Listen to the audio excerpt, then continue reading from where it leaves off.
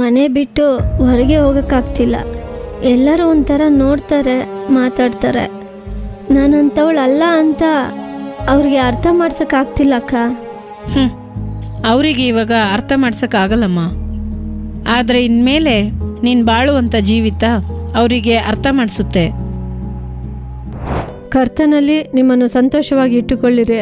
ನಿಮ್ಮ ಆತ್ಮವು ಕರ್ತನನ್ನು ಸ್ತುತಿಸಲಿ, ಕರ್ತನನ್ನು ಸೇವಿಸಲಿ. ದೇವರ ಸಮ್ಮುಖದಲ್ಲಿದ್ದು ದೇವರ ಪ್ರೀತಿಯು ಕೊರತೆ ಆಗದಂತೆ ನೋಡಿಕೊಳ್ಳಿರಿ. ಯಾರು ನಮಗೆ ವಿರೋಧವಾಗಿ ಮಾತನಾಡಿದರೋ, ಯಾರು ನಮಗೆ ವಿರೋಧವಾಗಿ ಕಾರ್ಯ ಮಾಡಿದರೋ, ಯಾರ ಮಾತುಗಳ ನಿಮಿತ್ತ ಅದನ್ನು ಮರೆಯಲಾಗದಂತೆ ವೇದನೆಯಿಂದ ಈ ಕಾರ್ಯಕ್ರಮವನ್ನು ನೋಡುತ್ತಿದ್ದೀರೋ, ಆ ಕಾರ್ಯಗಳನ್ನೆಲ್ಲ ದೇವರು ನೀವು ಮರೆತು ಹೋಗುವಂತೆ ಮಾಡುವುದಲ್ಲದೆ ನಿಮ್ಮನ್ನು ಅವರ ಮುಂದೆ ಆಶೀರ್ವಾದವಾಗಿ ಇಡುತ್ತಾರೆ.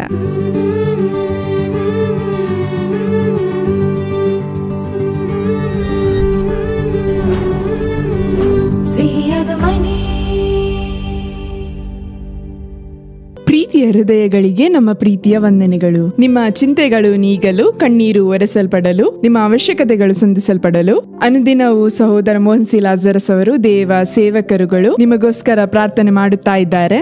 ಆದ್ದರಿಂದ ಯಾವುದರ ಕುರಿತಾಗಿಯೂ ಚಿಂತಿಸಬೇಡಿರಿ. ನಿಮ್ಮ ಬಲಹೀನತೆಗಳನ್ನು, ನಿಮ್ಮ ಕಷ್ಟಗಳನ್ನು, ನಿಮ್ಮ ಬಡತನವನ್ನು ಯೇಸು ಶಿಲುಬೆಯಲ್ಲಿ ಹೊತ್ತಿದ್ದಾನೆ. ಆದ್ದರಿಂದ ನೀವು ಕಷ್ಟಪಡಬೇಕಾದ ಅವಶ್ಯಕತೆ ಇಲ್ಲ. ಈ ದಿನಗಳಲ್ಲಿ ಶಿಲುಬೆಯಲ್ಲಿ ಯೇಸು ಕ್ರಿಸ್ತನು ಅನುಭವಿಸಿದಂತ ಕಷ್ಟಗಳನ್ನು ಧ್ಯಾನಿಸಿ ಆತನನ್ನು ಆಶ್ರಯಿಸಿಕೊಳ್ಳಿ. ಈ ದಿನದಲ್ಲಿ ನಡೆದದನ್ನು ಮರೆತು ಬಿಡು ಎಂಬ ಶೀರ್ಷಿಕೆಯಲ್ಲಿ ನಾವು ಕಾರ್ಯಕ್ರಮಗಳನ್ನು ನೋಡಲಿದ್ದೇವೆ.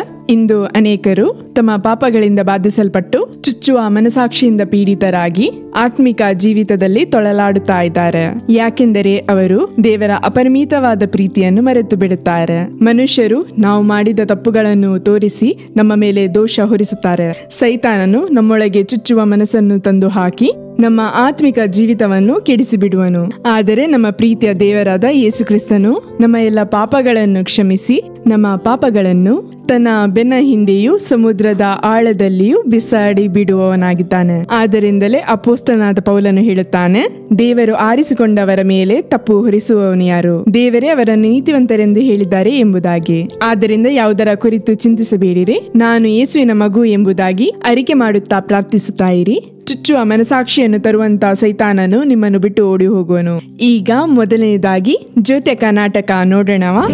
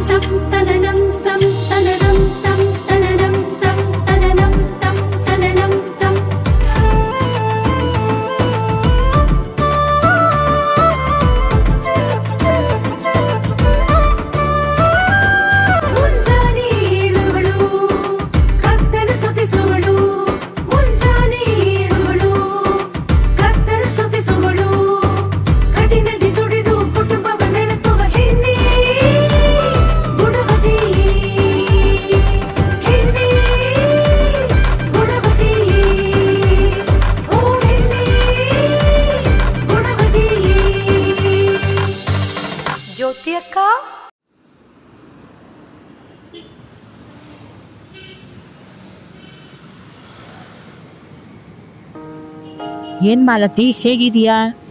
ಚೆನ್ನಾಗಿದ್ದೀನಕ್ಕ. ಚೆನ್ನಾಗೇ ಇರ್ತೀಯ. ನಿನಗೇನಮ್ಮ? ಇಲ್ಲಮ್ಮ, ಒಳ್ಳೆ ಆಫೀಸು, ಕೈ ತುಂಬ ಸಂಬಳ, ಚೆನ್ನಾಗೇ ಇರ್ತೀಯ ಅಂತ ಹೇಳ್ದೆ ಅಷ್ಟೇ. ಹೌದು, ನಿನ್ನ ಬಗ್ಗೆ ನಾನು ಏನೇನೋ ವಿಷಯ ಕೇಳ್ಪಟ್ಟೆ, ನಿಜನಾ?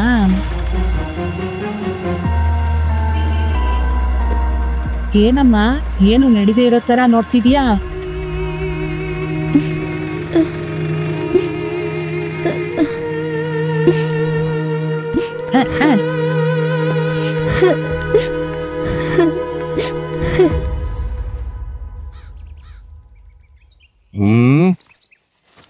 ಹೇಯ್ ರಮೇಶ್,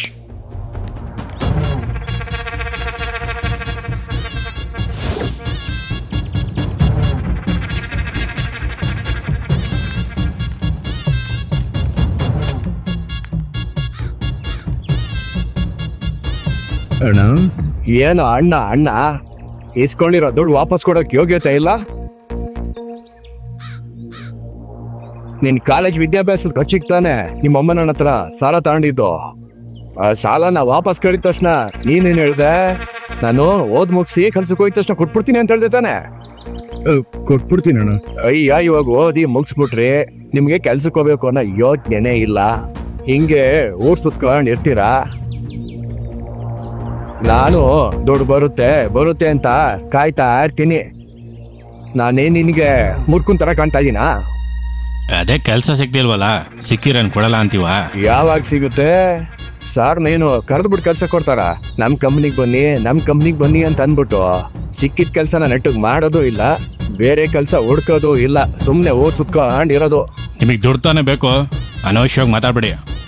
ಏಯ್, ಕೋಪ ಬರುತ್ತೇನಾ? ಮತ್ ನೀನ್ ದುಡ್ಡು ಕೊಡ ಆಗಲ್ಲ ಅಲ್ವಾ? ಮತ್ತ್ಯಾಕ ನಿಂಗೆಲ್ಲ ಕೋಪ ಬರೋದು? ಏಯ್ ರಮೇಶ್, ನೀನ್ ಅನ್ನಕ್ಕೆ ಉಪ್ತಾನೆ ಯಾಕಂತ ತಿಂತೀಯಾ? ಒಂದ್ ತಿಂಗಳು ಅಷ್ಟೇ ನಿಂಗೆ ಟೈಮು. ನನ್ ದುಡ್ಡು ಪೂರ್ತಿ ವಾಪಸ್ ಬರ್ಬೇಕು, ಇಲ್ಲ ಅಂದ್ರೆ ನೋಡ್ಕೋ.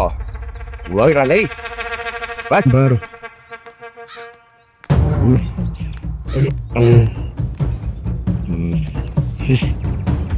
ಛೇ, ನನಗೆ ಬಂದಿದ್ದ ಕೋಪದಲ್ಲಿ ಅವ್ರನ್ನ ಲವ್ ಬಿಡ, ಅವ್ರು ನಿಜ ತಾನೇ ಹೇಳ್ತಾ ಇದ್ದಾರೆ. ನನ್ನ ಪರಿಸ್ಥಿತಿ ಆ ಥರ ಇದೆ. ಬಾ.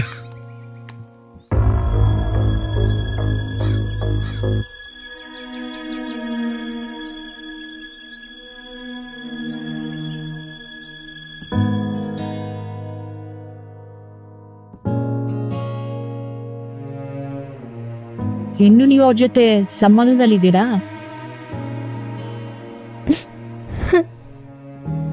ಇದನ್ ಕೇಳುವಾಗ ನನಗೆ ಅಸಹ್ಯ ಆಗುತ್ತೆ, ನಿಂಗಾಗಲ್ವಾ?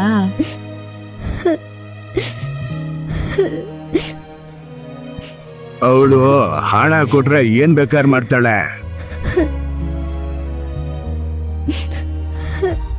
ಅವ್ರು ಹೇಳಿದನ್ನು ಯೋಚನೆ ಮಾಡಿ ಬೇಜಾರು ಮಾಡ್ಕೋಬೇಡ್ವಾ?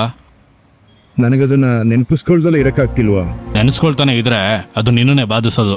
ನನಗೆ ಆಗ್ತಾ ಇಲ್ವೋ? ನಿನ್ನೆ ಮನೇಲಿ ಊಟ ಮಾಡ್ಬೇಕಾದ್ರೆ ಅಮ್ಮ ಸಾರಿಗೆ ಉಪ್ಪು ಸರಿ ಇದೆಯಾ ಅಂತ ಕೇಳಿದ್ರು. ನನಗೆ ಊಟಕ್ಕೆ ಉಪ್ಪಾಕೊಂಡ್ತಾನೆ ತಿಂತೀಯಾ ಅಂತ ಅವ್ರು ಹೇಳಿದ ಮಾತು ನೆನಪಿಗೆ ಬಂತು. ಊಟ ಮಾಡೋಕ್ಕೂ ಆಗಿಲ್ವಾ? ಬೇಜಾರು ಮಾಡ್ಕೋಬೇಡಗಣ, ಬೇಗ ಕೆಲಸ ಸಿಗುತ್ತೆ. ಎಲ್ಲ ನಾನು ಅಲಿತಾನೇ ಇದ್ದೀನಿ, ಕೆಲಸ ಮಾತ್ರ ಸಿಗ್ತಾ ಇಲ್ಲ.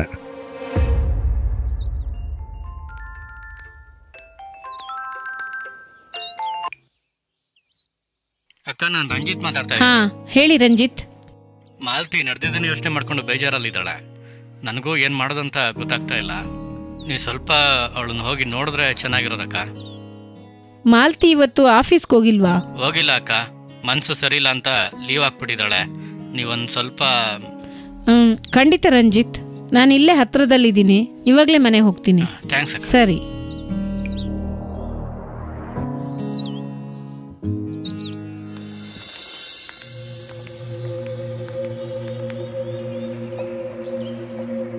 ಏನ್ ರಮೇಶ್, ನಿನ್ ಮುಖ ತುಂಬಾ ಬಾಡೋಗಿದೆ. ಏನೂ ಇಲ್ಲಕ್ಕ. ಇದೆ ಅಕ್ಕ.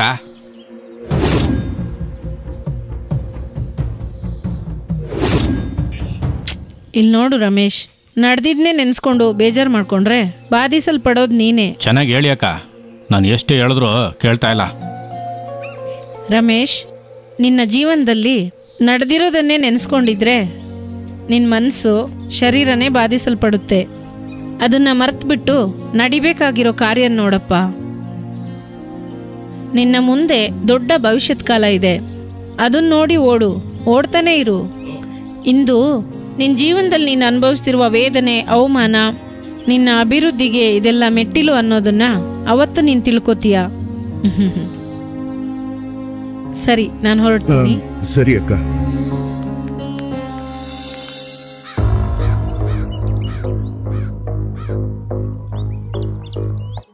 ರಂಜಿತ್ ಎಲ್ಲ ವಿಷಯನೂ ಫೋನಲ್ಲಿ ಹೇಳಿದ್ರಮ್ಮ. ಮಾಲತಿ, ನಾನು ನಿನಗೆ ಸತ್ಯವೇದದಿಂದಲೇ ಆಲೋಚನೆ ಕೊಡ್ತೀನಿ. ಕರ್ತನು ನಿನಗೆ ಹೊಸ ಕಾರ್ಯಗಳನ್ನು ಮಾಡಬೇಕು ಅಂದರೆ ನೀನು ಹಳೆಯವುಗಳನ್ನು ನೆನೆಸ್ಕೊಳ್ಬಾರ್ದು, ಪುರಾತನ ಕಾರ್ಯಗಳನ್ನು ನೆನೆಸ್ಕೊಳ್ಬಾರ್ದು ಅಂತ ದೇವರ ವಾಕ್ಯ ಹೇಳುತ್ತೆ. ನೀನೇನಪ್ಪ ಅಂದರೆ ಇನ್ನೂ ಆಗೋಗಿರೋ ಕಾರ್ಯಗಳನ್ನೇ ಯೋಚಿಸ್ಕೊಂಡು ನಿನ್ನ ಜೀವನವನ್ನ ಹಾಳು ಮಾಡ್ಕೋತಾ ಇದೀಯಾ? ನಿನಗೆ ಅಂತ ಹೊಸ ಜೀವನವನ್ನ ದೇವರು ಇಟ್ಟಿದ್ದಾರಮ್ಮ. ನೀನು ಕಳೆದ ಕಾಲದಲ್ಲೇ ಬಾಳ್ತಾ ಇದ್ರೆ ನಿನಗೆ ಈಗಿರೋ ಕಾಲನೂ ನಿನ್ನ ಭವಿಷ್ಯತ್ ಕಾಲನೂ ಖಂಡಿತ ಬಾಧಿಸಲ್ಪಡುತ್ತಮ್ಮ. ಹಳೆದೆಲ್ಲ ನೀಗಿ ಹೋದ್ರೇನೆ ಹೊಸದು ಆರಂಭ ಆಗೋದು. ನಡೆದಿದ್ದನ್ನ ಕೆಟ್ಟ ಕನಸು ಅಂತ ಮರ್ತು ಬಿಡು. ಮನಸ್ಸಲ್ಲಿಟ್ಕೊಂಡು ಗೊಂದಲ ಪಡಬೇಡ. ಮೊದಲು ಅದರಿಂದ ಹೊರಗಡೆ ಬಾಮ್ಮ. ಹೌದು, ನೀನಿವಾಗ ಕೆಲ್ಸಕ್ಕೆ ಹೋಗ್ತಾ ಇದೀಯಾ? ಇಲ್ಲ ಅಕ್ಕ, ಮನೆ ಬಿಟ್ಟು ಹೊರಗೆ ಹೋಗೋಕ್ಕಾಗ್ತಿಲ್ಲ. ಎಲ್ಲರೂ ಒಂಥರ ನೋಡ್ತಾರೆ, ಮಾತಾಡ್ತಾರೆ. ನಾನಂಥವಳು ಅಲ್ಲ ಅಂತ ಅವ್ರಿಗೆ ಅರ್ಥ ಮಾಡ್ಸೋಕ್ಕಾಗ್ತಿಲ್ಲ ಅಕ್ಕ. ಅವರಿಗೆ ಇವಾಗ ಅರ್ಥ ಮಾಡ್ಸೋಕ್ಕಾಗಲ್ಲಮ್ಮ. ಆದರೆ ಇನ್ಮೇಲೆ ನೀನು ಬಾಳುವಂಥ ಜೀವಿತ ಅವರಿಗೆ ಅರ್ಥ ಮಾಡಿಸುತ್ತೆ. ಮೊದಲು ನೀನು ಆ ಕಂಪನಿ ಬಿಟ್ಟು ಹೊರಗಡೆ ಬಾ. ನಿನ್ನ ಹಳೆ ಕಂಪನಿ MD ಮಾಲತಿ ಇವಾಗಲೂ ಬೇಕಾದರೆ ಬಂದು ಜಾಯಿನ್ ಆಗ್ಬೋದು. ಅವಳು ಒಳ್ಳೆ ಹುಡುಗಿ ಅಂತ ಹೇಳಿದ್ರು. ನಿನಗೆ ಮತ್ತೆ ಕೆಲಸದ ಅವಕಾಶ ಕೊಡುವಂಥ ಒಳ್ಳೆ MD, ನಿನ್ನನ್ನು ಚೆನ್ನಾಗಿ ಅರ್ಥ ಮಾಡ್ಕೊಂಡಿರೋ ಗಂಡ. ಇದ್ರ ಮೇಲೆ ನಿನಗೇನು ಬೇಕು ಹೇಳು? ನಡೆದಿದ್ನೆಲ್ಲ ಮರ್ತು ಬಿಡು. ಮತ್ತೆ ಹೋಗಿ ನಿನ್ನ ಹಳೆ ಕಂಪ್ನಿಲೇ ಹೋಗಿ ಜಾಯಿನ್ ಆಗು. ಜೀವನವನ್ನು ಮತ್ತೊಮ್ಮೆ ಹೊಸದಾಗಿ ಆರಂಭಿಸು. ಸರಿ ಅಕ್ಕ. ಮತ್ತೊಮ್ಮೆ ಹೇಳ್ತಾ ಇದ್ದೀನಿ, ಆಗೋಗಿರೋ ಕಾರ್ಯನ ಯೋಚನೆ ಮಾಡಿ ಚಿಂತೆ ಮಾಡಬೇಡಮ್ಮ. ಇನ್ನು ಮುಂದೆ ನಡಿಬೇಕಾಗಿರೋ ಕಾರ್ಯಗಳನ್ನು ನೋಡು, ಎಲ್ಲ ಬದಲಾಗುತ್ತೆ.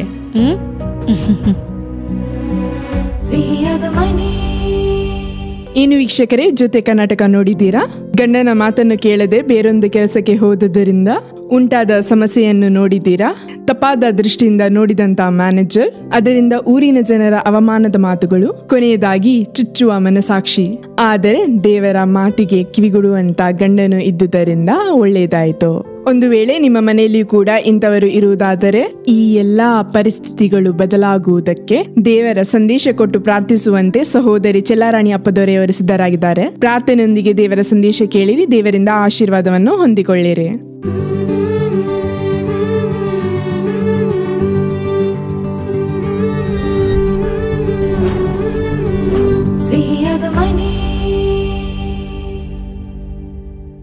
ಕರ್ತನ ನಾಮಕ್ಕೆ ಮಹಿಮೆ ಉಂಟಾಗಲಿ. ಈ ದಿನದಲ್ಲಿ ಸಿಹಿಯಾದ ಮನೆ ಕಾರ್ಯಕ್ರಮದ ಮೂಲಕ ನಿಮ್ಮನ್ನು ಸಂಧಿಸುವುದರಲ್ಲಿ ನಿಮ್ಮೊಂದಿಗೆ ಸೇರಿ ದೇವರ ವಾಕ್ಯವನ್ನು ಧ್ಯಾನಿಸುವಂತೆ ಪ್ರಾರ್ಥಿಸುವಂತೆ ದೇವರು ಕೊಟ್ಟಂತ ಕೃಪೆಗಾಗಿ ಕರ್ತನನ್ನು ನಾನು ಸ್ತುತಿಸುತ್ತೇನೆ, ಸ್ತೋತ್ರ ಮಾಡುತ್ತೇನೆ.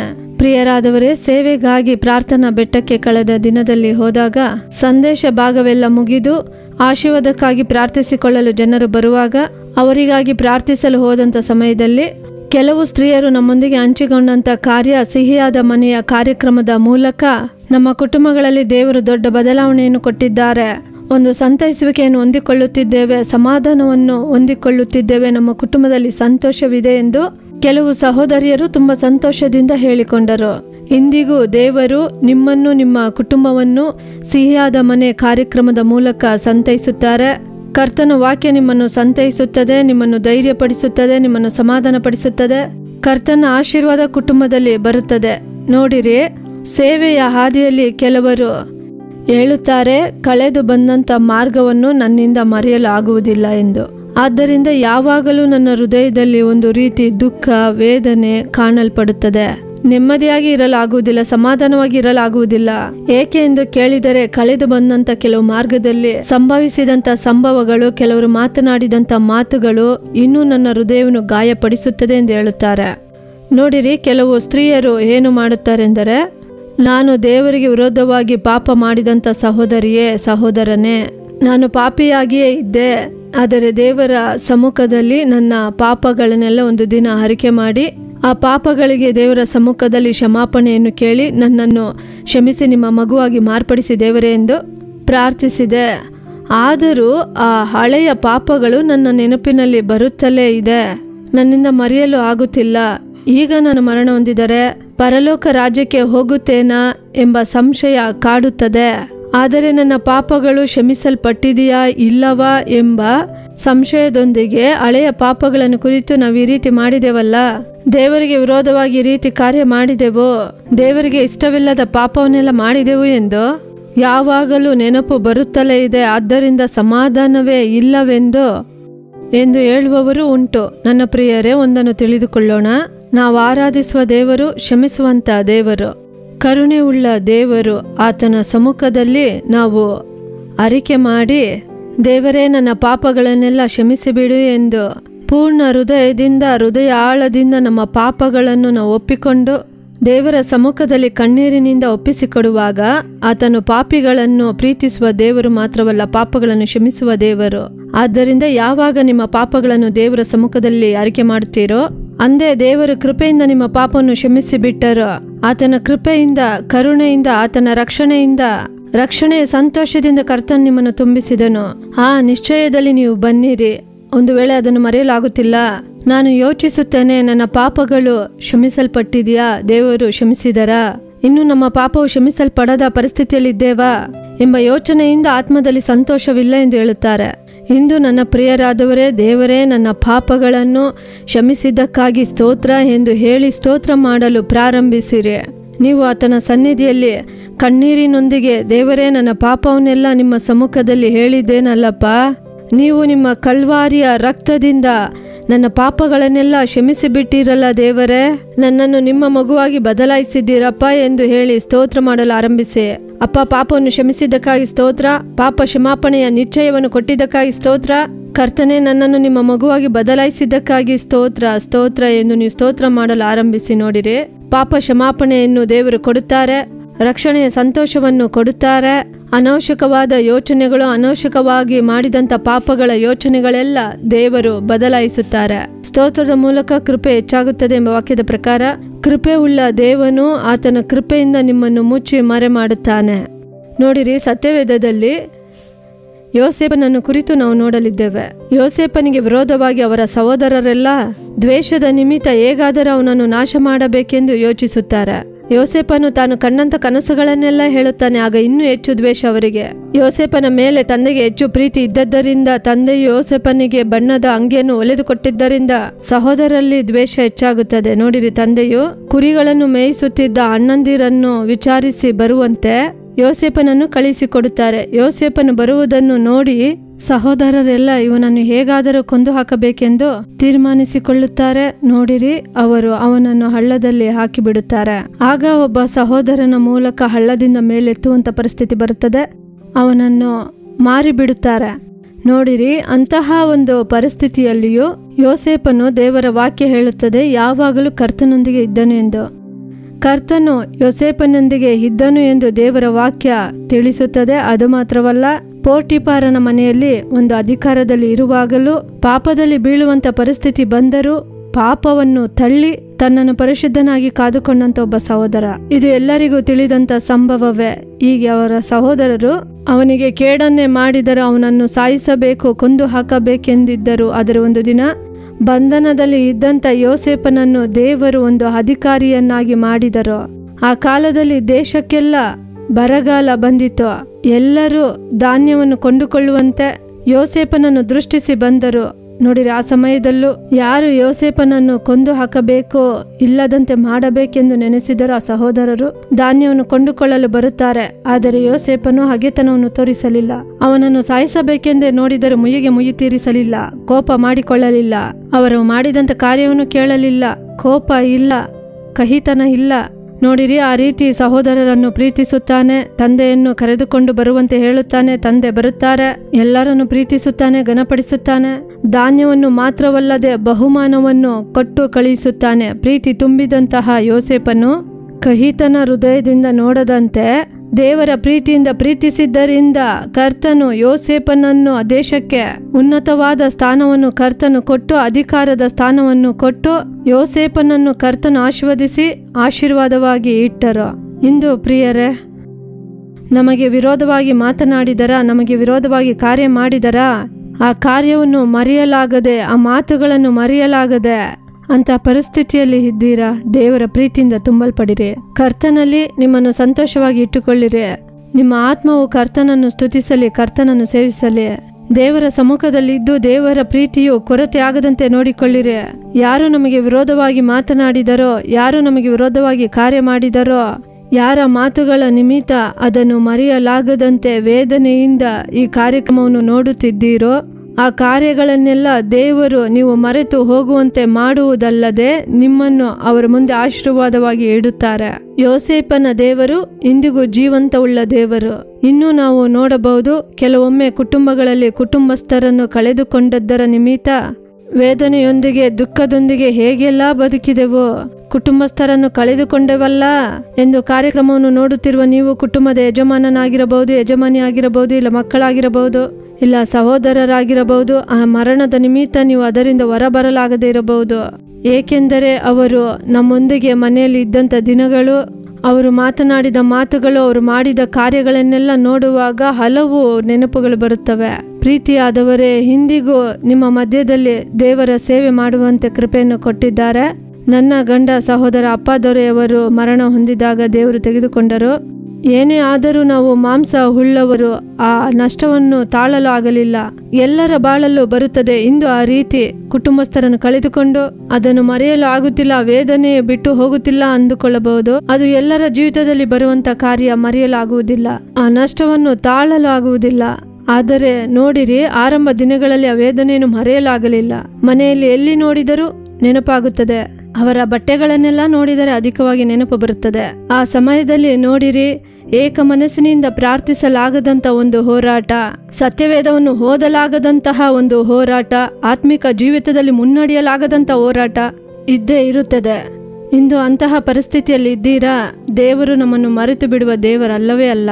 ದೇವರ ಸಮ್ಮುಖದಲ್ಲಿ, ದೇವರೇ ಕುಟುಂಬದಲ್ಲಿ ಯಾರೇ ಮರಣ ಹೊಂದಿದ್ದರೂ ಅವರು ನಿಮ್ಮ ಸಮ್ಮುಖದಲ್ಲಿ ಇದ್ದಾರೆ.